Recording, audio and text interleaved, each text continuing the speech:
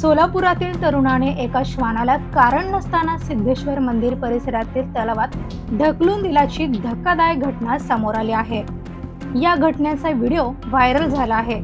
या घटनेनंतर सोलापुरातील प्राणीप्रेमींनी तीव्र नाराजी व्यक्त केली असून संबंधित तरुणावर कारवाई करण्याची मागणी करण्यात आली आहे।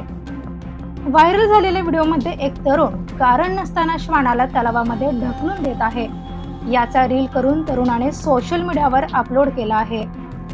सोलापुरातील प्राणीप्रेमी ॲडव्होकेट स्वप्नाली चालुक्य यांनी फौजदार चावडी पोलीस ठाण्यात संबंधित तरुणाविरोधात तक्रार दाखल केली आहे।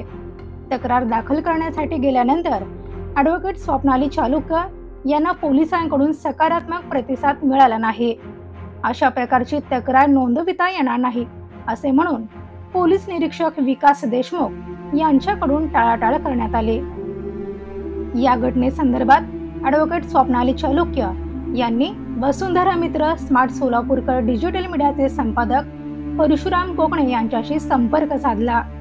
परशुराम कोकणे यांनी तात्काळ पोलीस उपायुक्त विजय कबाडे यांच्याशी संपर्क साधून घटनेची माहिती दिली। झालेली घटना चुकीची असून तरुणावर कायदेशीर कारवाई करण्यात येईल असे पोलीस उपायुक्त विजय कबाडे यांनी सांगितले आहे।